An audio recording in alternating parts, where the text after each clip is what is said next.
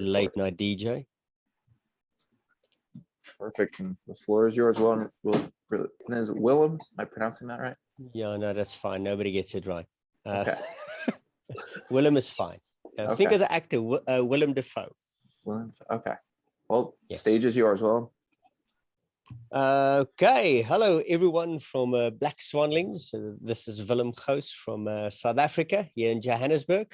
As you can see from my short sleeves, it's a hot summer's evening. And it's an honor to talk to you tonight. And thank you for inviting me. And let's get started. What questions do you have for me today? What would you like to hear? I can start out with a question. Just that.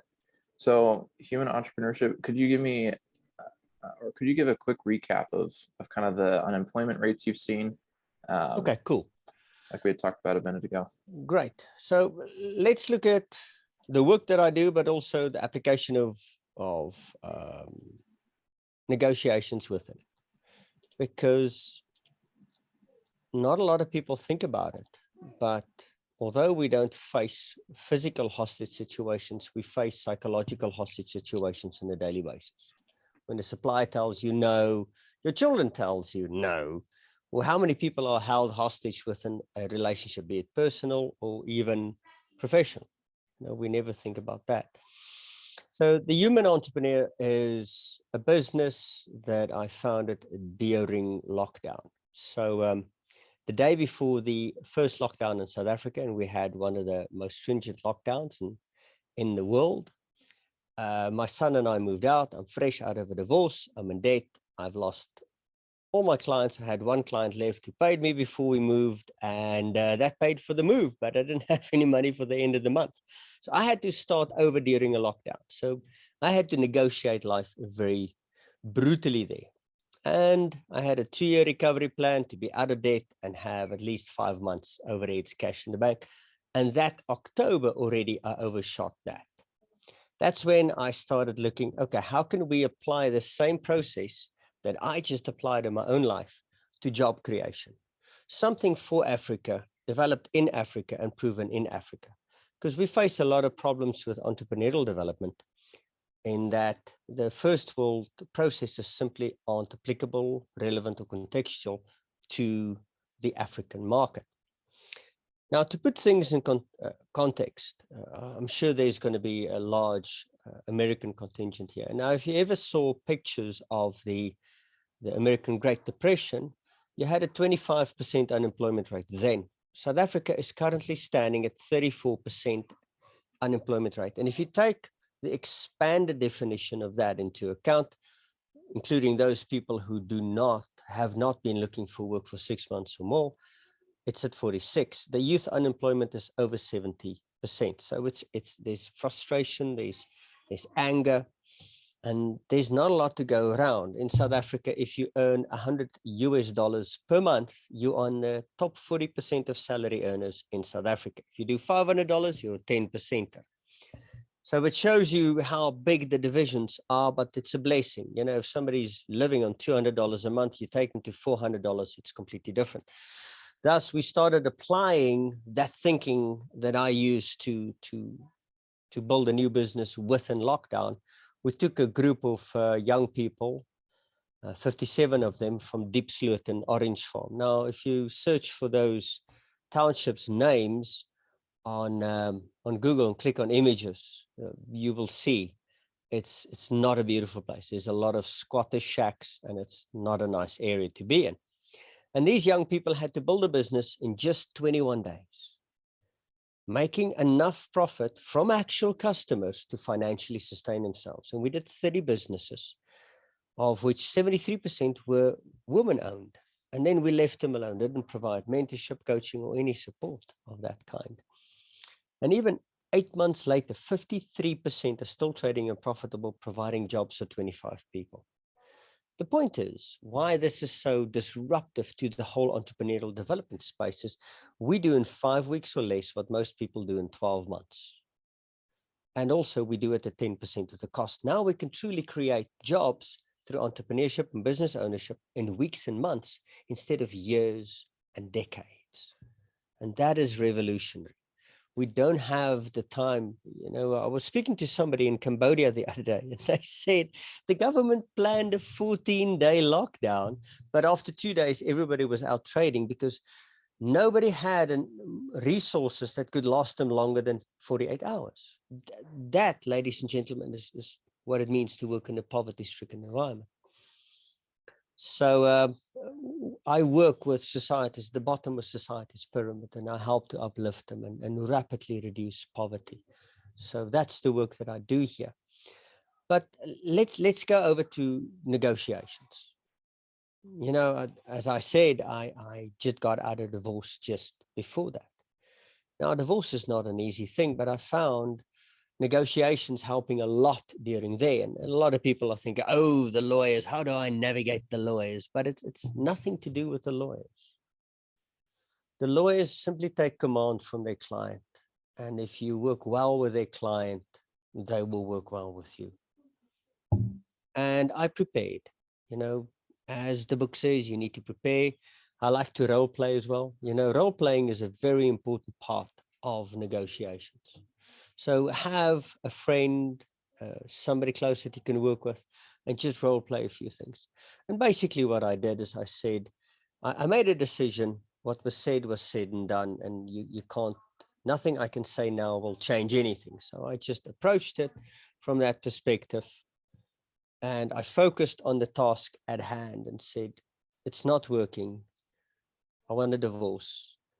I want to find my happiness, and I want you to find your happiness. And that's an important thing. Always add what they get last to the sentence. I believe people always remember the last bit of a sentence. I know when you break bad news, start with the bad news. And that's what I did there, at least. But tell them, you want the best for them as well. And as soon as they try to steer the conversation to an adversarial environment, I always defaulted back to that. Yes, I did the classic accusation audit. Yes, you're going to feel that I destroyed our dreams and the plans that we had in a long time. And I do apologize for that. But one thing I found specifically in such a high conflict environment, such as divorce, the mirroring and labeling technique really works very well. If somebody goes like, oh, you destroyed all our plans. I destroyed all our plans. Yes. And then just give people space to talk. One good exercise, if you're in a relationship and you get home after work, try to listen to somebody for 10 minutes. Try to do that. And ask yourself, when last did somebody listen to you? But just simply sitting and holding an environment and listening to you. Most people are sitting there reloading like a shotgun. Oh, you're saying that? I'm going to reply with that. Oh, that one. Yeah, and I'm loading that one. Yeah, no. Wait till I empty this magazine on your mental capacity. So try, when you get home after work and you want to offload that magazine of crap that you just had the whole day, just sit there, hold the space, and ask somebody, tell me about your day. And just listen and keep that space. And you'll see as you grow, it gets better. I do business coaching as well. And I have one client, and I'll have to hold that conversational space for them, maybe an hour and a half at a time, sometimes, where I maybe use a mirror, maybe use a label or something like that. And it's just holding that space and giving them the space to unpack. Because negotiation, everything for me boils down to empathy. And that's how I built that business during lockdown. I emailed 4,000 people. Okay, that's quite a bit of email, I must admit. But I led by, hi, times are really tough. What are you doing? How can I help you? This is what I'm doing. If you know somebody who might be interested, please put us in contact. So it's always empathy. Empathy is a very strong tool. And I don't think, if I look, well, 2 weeks into the lockdown, I stopped watching news. I just went like, okay, this is not good for you. But from what I can see from a Twitter feed or so, the world has stopped listening. And I think if you, as Black Swanlings, practitioners of negotiations, can go out there and start listening, you're going to stand out. Because then things will flow to you. You know, always think of you trying to offload your stuff as you pushing back, but you creating a space for conversations to flow to you, opportunity will come to you. Because I'm sure most of us use negotiations as a way to make money. Let's be honest. Okay. If you're in a divorce, you want to save money. If you're in business, you want to make money. And that's a very important thing. And that brings it back to adding labels. It seems like, it sounds like, and it adds clarity to a conversation, because especially with my work, I only sell to CEOs, COOs, and CFOs. That's the only people I work with, because they hold the check. And I found simply holding that space and getting clarity, giving them to talk themselves through, gives you that edge, because you could see where they're going to. But also a well-placed no, and a simple, you don't have to tell people why you say no. And that's not just something we need to practice within negotiations. So many people only try to do a no during a negotiation and they fail. It's like this teenage boy that has a poster of a supermodel on his wall, and then one day he walks past and he go like, yeah, I'm going to go like, and then he, and then he fumbles. Okay, and he blew his chance. No starts with setting boundaries. And if you can't say no in a negotiation, chances are you can't say no in life. And then you don't have boundaries within your own life, and probably boundaries within yourself. If boundaries, that no, that ability to be able to say no to somebody starts with yourself, by saying no to yourself. If you can't say no to yourself, okay, I'm not going to eat that hamburger. No, I'm not going to have that cigarette. No, I'm not going to have that fourth beer, whatever the case may be. If you can't maintain that level of negotiation within your own life, you ain't going to be able to do it outside. Because it brings me to a very interesting thing, because we self-license so easily, don't we? But I deserve this. I deserve this beer. I worked hard today. You know, I went to gym and I did 2 hours. I deserve this hamburger.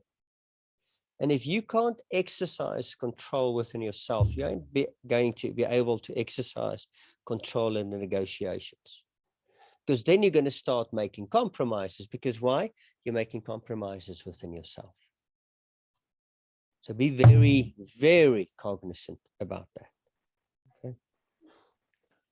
Also, Powerful. look at, yeah, sorry. Any questions about that? Yeah, no, sorry to interrupt you.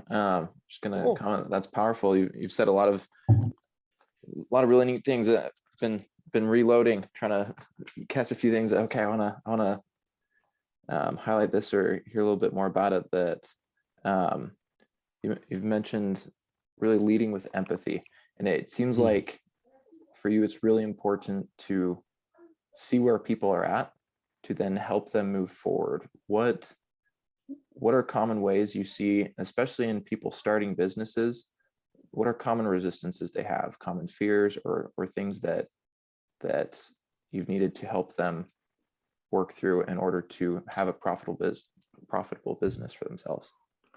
Okay, that's a very good question. And because now specifically, you know, there's a benefit with working unemployed people who basically have nothing, because they have little or nothing to lose. But when we start working with people in a professional space, coming from corporate, moving to entrepreneurship, going from career to entrepreneur, and I am now adapting my program for that, because I think even in America, you have an exodus of people and they want to start their own businesses. And the biggest fear is if I fail, I will lose everything and I have to start again. And it's purely a misinformation. So what I do there is, it's a myth, it's a lie, it is wrong, and it is false. Okay. Do they know that? No. But if I tell them, well, you're wrong, it's false, it's fake, and it's a myth. Okay. It's like telling a mother her baby is ugly and she doesn't know it yet. Okay. It's not going to go down well. And you have to show it to people. That's the key thing. I think too many times we tell people instead of showing people. There's a good question when I interview new coaching clients. They're like, well, I'm not going to go with you. That's fine. I go, cool. I respect that. So what are you going to do? What else are you going to do? What's your plan going forward? And then they start thinking things through, like, shucks, I never thought about it. What am I going to do? So help them see things instead of telling them. What was that? Oh, goodness, it was a great line I read the other day. And the guy said, the purpose of sales copy is not for the reader to understand, but for the reader to feel understood. And I found that truly powerful. Now, in negotiations, many times we think we need to make them understand this deal. They understand the deal. They know the deal, but they don't feel understood.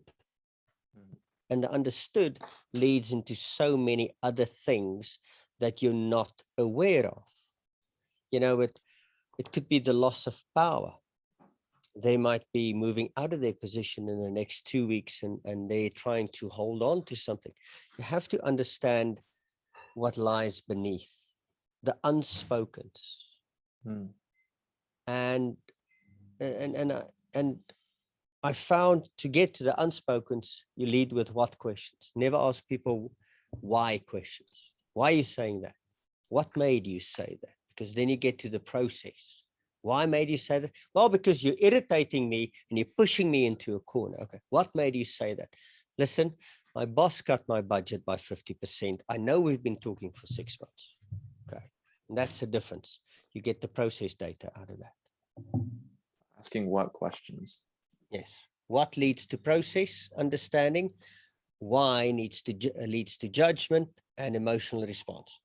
So what leads to process? Yes. So when you do product development in your environment with incubators, okay, what are you trying to achieve with that? What made you buy that machine instead of this one? And then they share the thinking with you. Yeah. Yes. That's powerful. So it sounds like that allows you to unearth kind of the emotions underneath, the process underneath, to inform your empathy and help them feel understood, help them know. Yeah. And here's a good example. So I will sit with people who've been unemployed for 6 months. Okay. And then I would I'll take 5 people and I ask them, what made you choose this phone, this mobile phone? And out of the 5, one person will mention price. Okay. But then it goes, oh, this was just a limited edition. This is because of the camera. This is because of the storage. But if you ask them, why did you choose that phone? Well, I need a phone and it was affordable. But then you think everybody's talking about price. But once you delve into it, you realize 1 out of 5 people maybe buy about price. Status and features are more important than price, even to unemployed people. So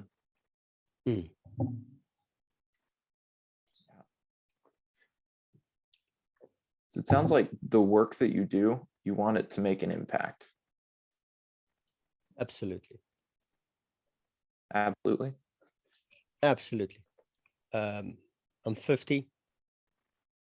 I'm doing my utmost to make this my life's work, and do this till the day I die, because it truly changes things. But it means negotiating very interesting situations, because I'm taking on the status quo. So some people might feel threatened. And here's the thing.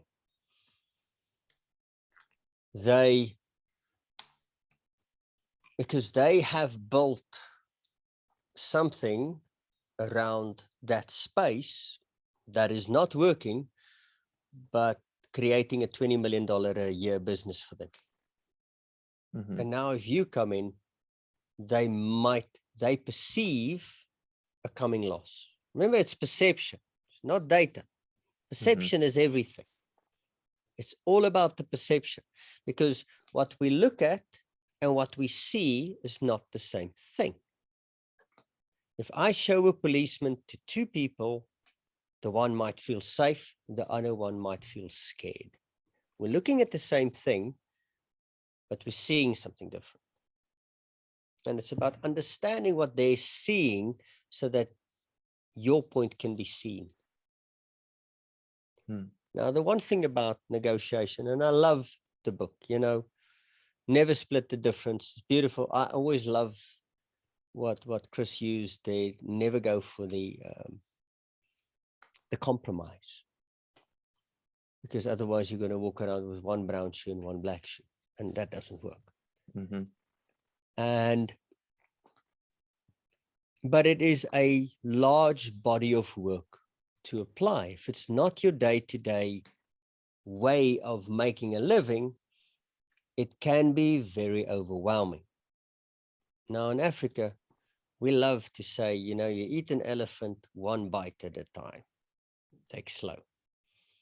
So pick your top 3 favorite tricks out of the book, or methods. I don't know. Tricks feels like shenanigans. Techniques. Thank you. And stick to that and master them, and then add to your arsenal as you go. But if you go into this negotiation thing, reading the book and go like, yeah, tomorrow I'm going to be a negotiation god. You're going to have at least 3 or 4 slices of humble pie handed to you tomorrow. Start small. It takes time. As a professional speaker, I developed that craft over 10 years of work. Okay. With the negotiation, this has been going for a long while, and slowly I develop it. It is something that you practice. Just like a doctor has to practice to become a good doctor, you have to practice to become a good negotiator. But we think we've read the book now, we know it. And here's another thing that I really want to highlight. I shot a video about it the other day. You'll see it's the beginning of the year. Now the 52 books per year challenge. You're going to grow your mind and you're going to become superhuman. Read a book a week and you're going to be changed. And I go like, that is a bad idea. Okay, choose 5, 6, maximum 10 books and just read them again, and read them again. There's a book now which I started in December, and I'm going through it now the 4th time. So I'm busy with 5 books at the same time. And the same happens when you go into and you read Never Split the Difference again and again and again, because you get different insights, different angles, because your mood has shifted, but also 10 to 1, your capacity in thinking around that has shifted. And see how you will learn to start internalizing what is taught within Never Split the Difference. That's powerful. So to really digest and have what you read go into practice rather than just skimming along the surface. Absolutely. Knowing and not using is not knowing at all. Yeah. We just have a few more minutes here. Want to be respectful of your time. Curious, Dan or Elijah, I'm not sure if I'm pronouncing that right, but do either of you have any questions? Yeah, the right pronunciation is Celia. Yeah. Celia. Okay. Don't worry, almost everyone gets me wrong. Sounds good. So any questions before we wrap up for today?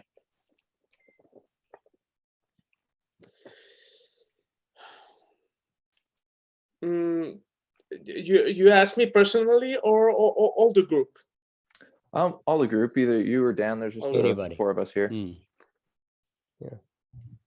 Leo, what's the most Questions? challenging situation that you have in your life now that you need negotiation skills? I see somebody else. Dan. Hello, Dan. Hey, Live nice long to and meet you, prosper. William. Yes. Nice. Thank you for being here. I'm more of a Star Wars guy, though. So may the I force watch be with both. you. I'm one of those hybrids. So I'm not. I've been Yeah. given the nickname in the negotiations practice community Darth Vader. Ooh, I like that. And it's because they're like, man, you always focus on the dark stuff. And I go, well, yeah, you gotta get the bad stuff out of the way. You gotta drain that swamp. You got to do that. Because that last thing you want to do is walk out with, like you said, the brown and black shoe. You know, would say any deal, no deal is better than a bad deal.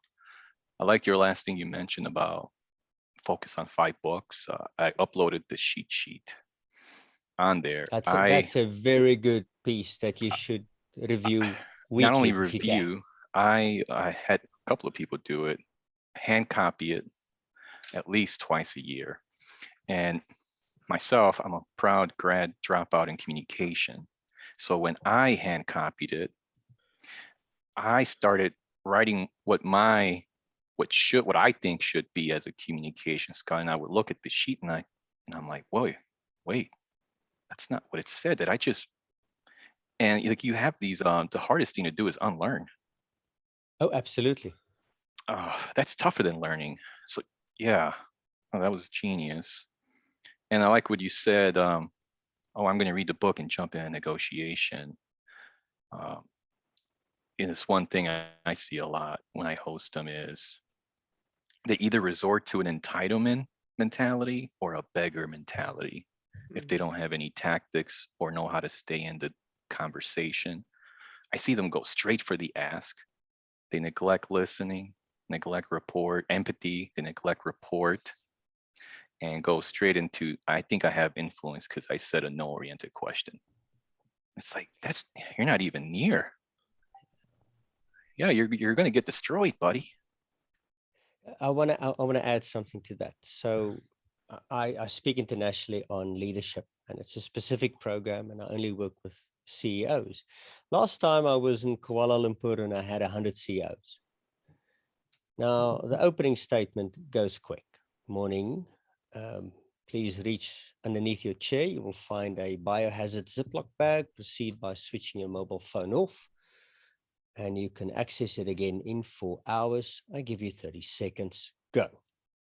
Okay. These are 100 CEOs. Now, whenever you go in any situation, look for the gradient.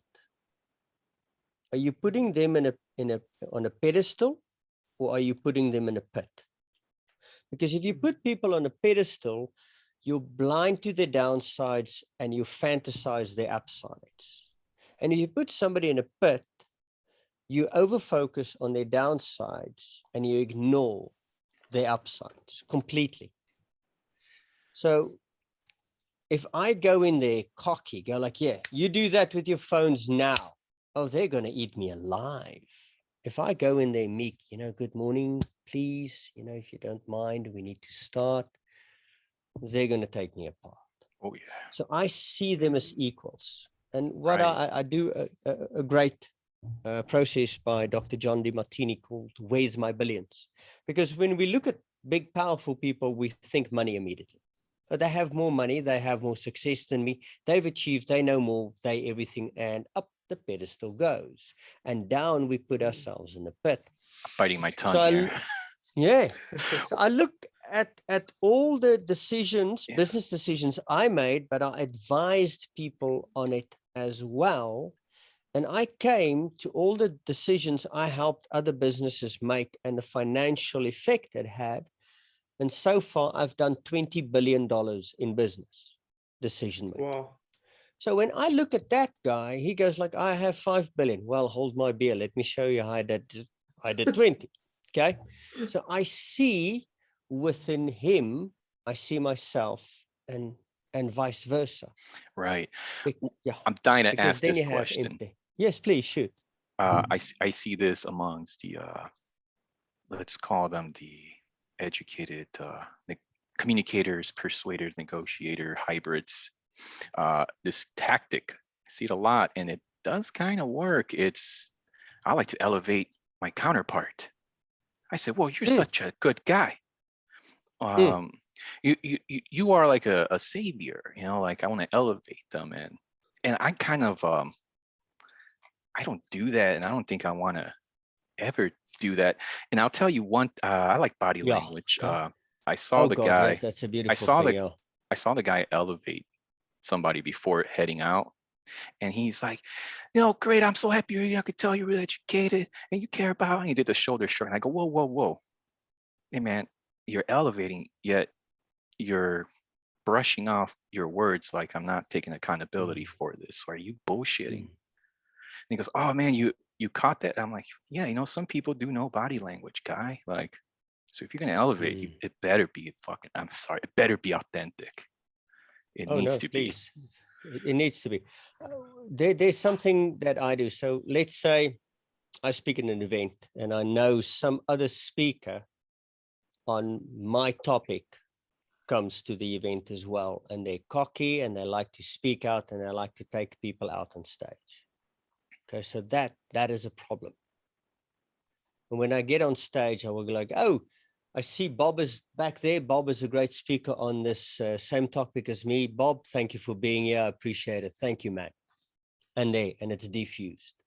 You boost it. You went like this with their ego without giving them a chance to say something. And it just diffuses that. So I think works for assertives. Yeah. So think about, instead of elevating, just diffusing, making him known that you know that, but not that you look up to it. You can mention something, but I think just a slight diffusion would rather be better than that. Yeah, it's more tactful. Good. Yeah, absolutely. And more empathic as well.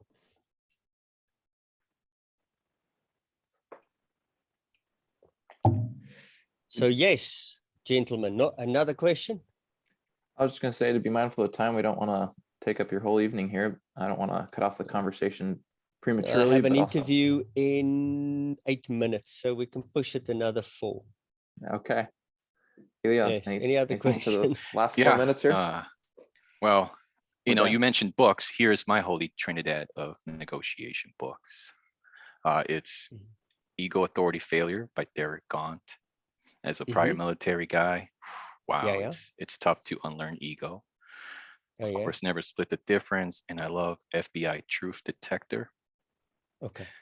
And now I'm diving into the that French group ADN, the book Negotiator, which is, gosh, that thing is thick. How about yourself? Is there any other reads that you're like, hey, negotiators need to? Yeah. There's another great book that I love, is Hostage at My Table by Dr. Eric Kohlrieser. And he was a police negotiator for 20 years. Hostage at My Table. And one thing he always goes to is like, you need to resolve the unresolved. People are afraid to resolve the unresolved. And he said, not dealing with the unresolved is like keeping a fish under the table, and eventually it will rot. But when I invite you to resolve that issue, it's like putting the fish on the table, cleaning the fish, and sharing in the feast of a meal. And I love that imagery of... It's like the midwife of ideas. Who was that? Plato, right? Who said, I want to examine your baby, which is your ideas. Yeah. And let's examine it together. So that always has for me a powerful, and another thing that he always goes, what do you think of if a hostage taker calls you, how would you answer the phone? What are the first words you will speak?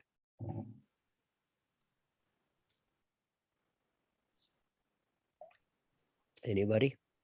What would you say? Sounds like you're And under a yeah, lot I of go pressure. ring, ring, hello, yes.